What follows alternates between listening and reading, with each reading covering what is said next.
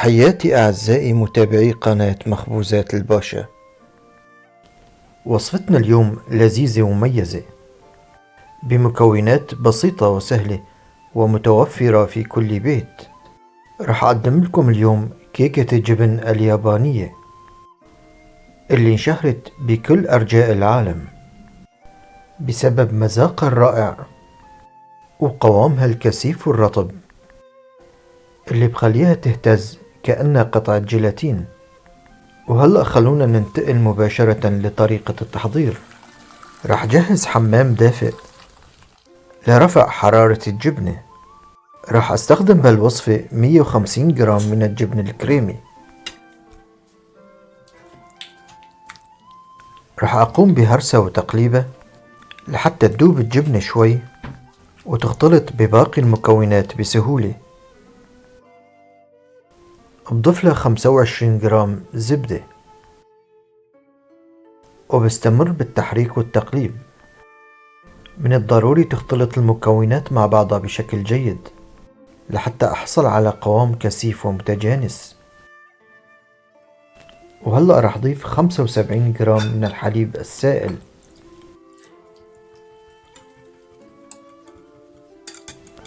بخلط الحليب مع باقي المكونات بشكل جيد.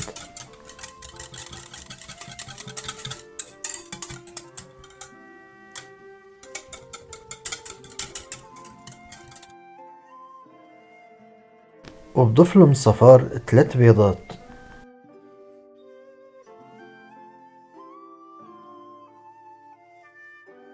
وبخلطهم بشكل جيد مع باقي المكونات.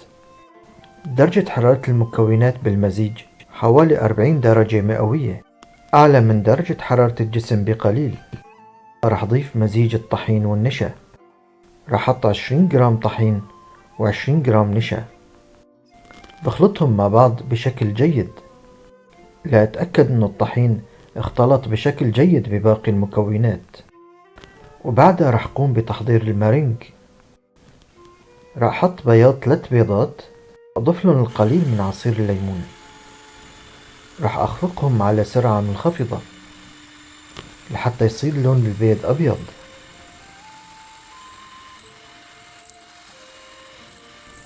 وبعد ما يصير بياض البيض مثل الرغوة البيضة، هلأ صار فيني أضيف السكر.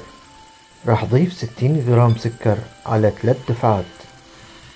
وضيف كل دفعة مع الاستمرار بالخفق حتى أتأكد أنه السكر داب تماما وقوام المزيج اتغير. لينجح المارينج بشكل جيد لازم يكون بياض البيض خالي تماما من أي آثار لصفار البيض. وكمان الأدوات المستخدمة لازم تكون نظيفة وخالية من أي آثار للدسم. بهي الوصفة ما في داعي لاستخدام البيكنج باودر، لأنه فقاعات الهواء الصغيرة اللي عم أحصل عليها من عملية خفق المارينج هي اللي رح تعطيني الحجم المطلوب للكيك. بتوقف عن الخفق بس شوف إنه قوام المارينج صار ثابت. رح ضيف المارينج لباقي مكونات الكيك على دفعات. بالبداية بحط كمية صغيرة وبخلطها بشكل جيد مع باقي المكونات. الكمية المتبقية عندي رح أضيفها على دفعتين.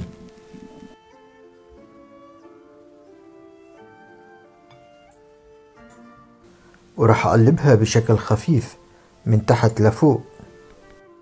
بخلط بحذر حتى ما أفقد كتير من فقاعة الهواء وتطلع النتيجة سيئة وحجم الكيكة صغير.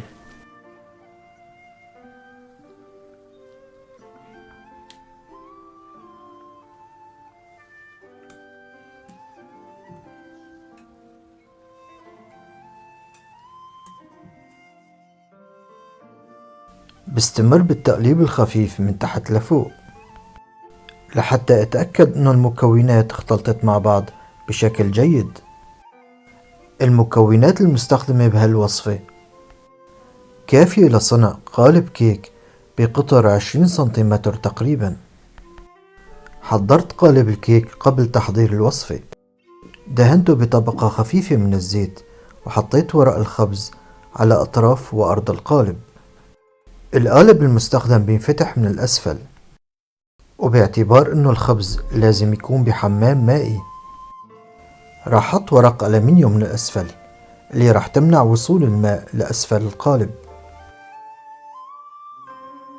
بصب مزيج الكيك برفق حتى ما تتشكل فقاعات هواء كبيرة.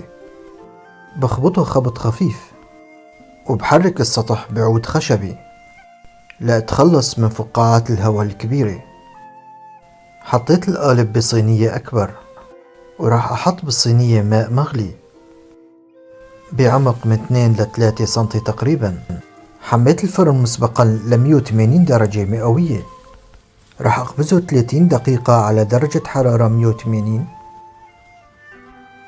بعدين راح أخفض درجة الحرارة لل 150 وأخبزه 60 دقيقة. بعد ما تنتهي عملية الخبز بطالع القالب من الفرن وبتركه شوي ليبرد. لازم طالع الكيك من القالب وهو ساخن.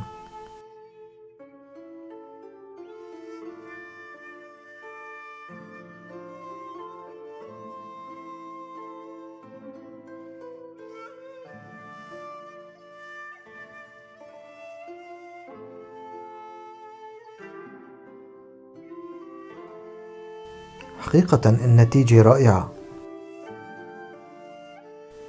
وجه القالب بني ذهبي، والأطراف بيضاء بلون قطعة الجبن. راح أقص قطعة صغيرة لحتى نشوف مع بعض النتيجة من الداخل.